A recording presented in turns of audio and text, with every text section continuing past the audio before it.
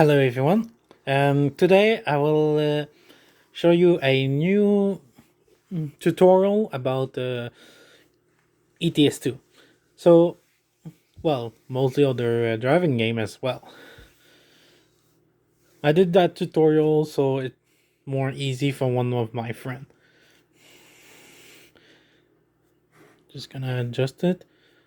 So I have here one of my controller that is broken right now, but I still can show you what I assign the buttons to.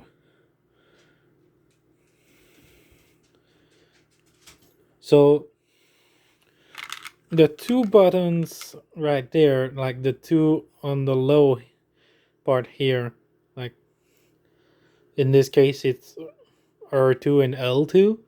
It can be something else on the other controllers. Those are mostly your accelerator and your brake. If you're,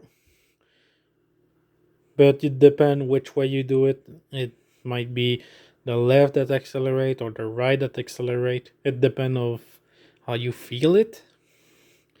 Then the and L1 I'm mostly using.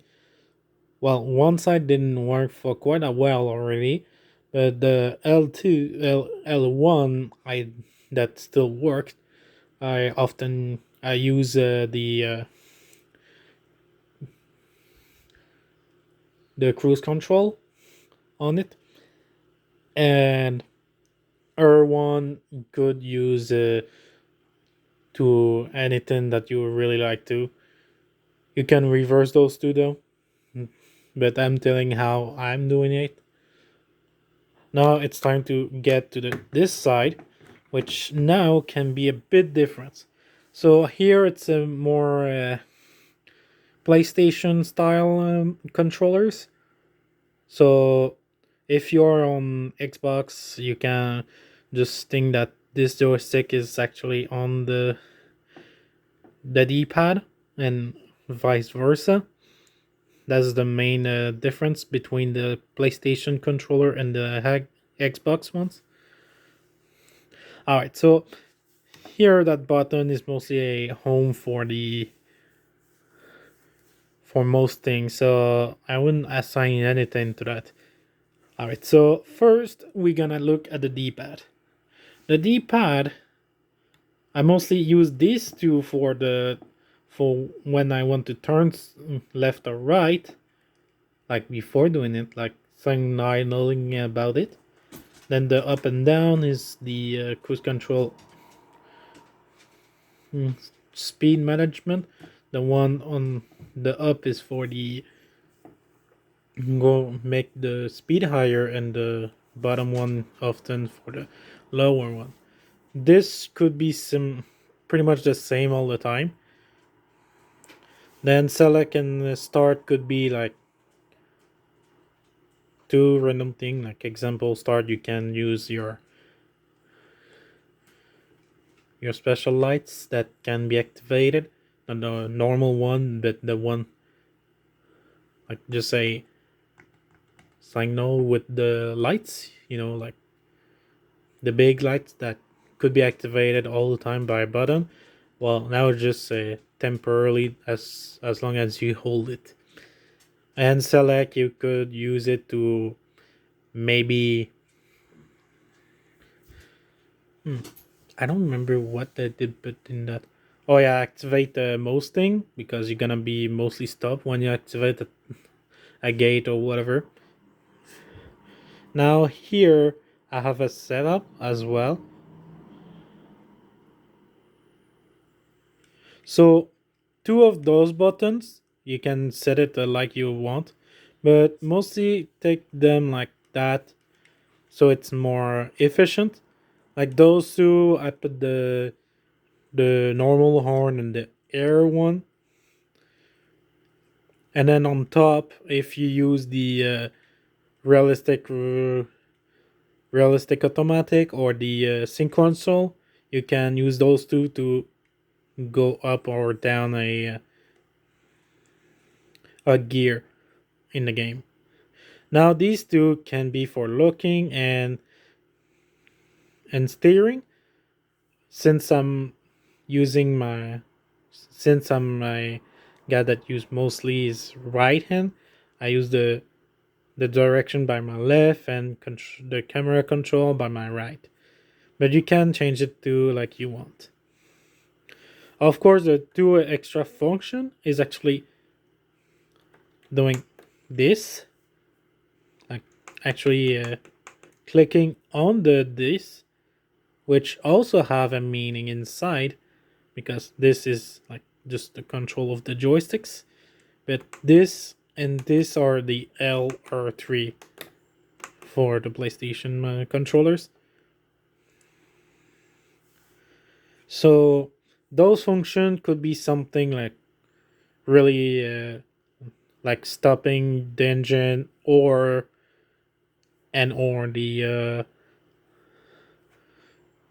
double signals. You know when you don't activate one left or right, but you just click on a button in real life and it activate both at the same time, like this.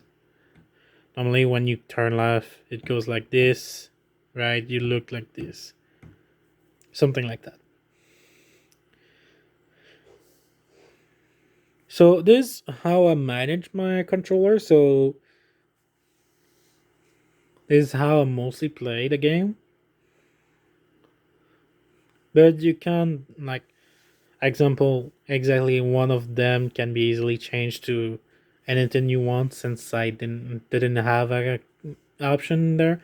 But it could be something like I don't know, like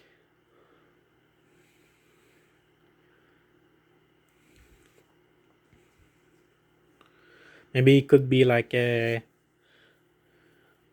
option, like maybe putting the lights on, like changing the lights themselves, like doing this to change the light function between low lights, daylights, and the headlights, something like that.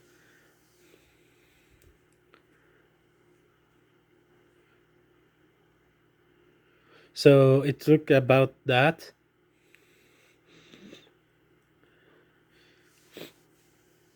But recently, like I said, this controller is broken. I already talked about this one being broken, but that's fine because it wasn't assigned to anything important. Well, before it was my two turning thing, but I changed it there. So if you have the chance to still have all of it, you can still change that to those two to like turning, and those two can be turned to your cruise control and something else. But that will be weirder though because you might use both of them or accidentally deactivating when going up or down. So you better of the thing that aren't really l- related. Like example, you don't put like cruise control activation here, up and down the cruise control in here, because you might accidentally deactivating it or activating it. I don't think you want to accidentally do something. So I think it's better off with the setup I talk about to put the cruise control on either of them and use the last one for anything that you really want to do. Maybe even better, a great idea I might use on my side will be the changing between automatic and sequential in the game, because yes, there is a function that allow you to change between the realistic automatic and the sequential one. So if you like to like change because the terrain said so, and it's harder to do it on automatic because automatic sometimes cannot do the big mountains as easily as a manual, because manual you can set up the gear more easily and doesn't seem to stop between some gears and go back and do this all the time compared to automatic, which in automatic I see it all the time in ETS2 when I'm like driving on somewhere like Kirkenes Quarry. So this is all about how I made my setup. So if you have some ideas for the button, I did said that I might have ideas about it. You can change it to like whatever you most use a lot, like maybe exactly the light, maybe the wipers when it's rain. But you also gonna need some extra buttons that you don't. So once you well, you can remove some element from your keyboard when you done that, but those keyboard extra place can be changed with other stuff that you might need. Like example, if you really like to just maybe detach your trailer, maybe you're gonna keep it there, maybe you're gonna put it there. I think the automatic sequential thing should be an important option though, somewhere either in the keyboard or in the controller itself. This button, like I said, doesn't wouldn't work as well. It will just pop up either your all depend of what you're playing, but most of the time it on most PCs it might just make your Xbox Game Boy activated. Maybe it will be your the PlayStation home menu or whatever, depending of what you're actually playing with, and of course the games.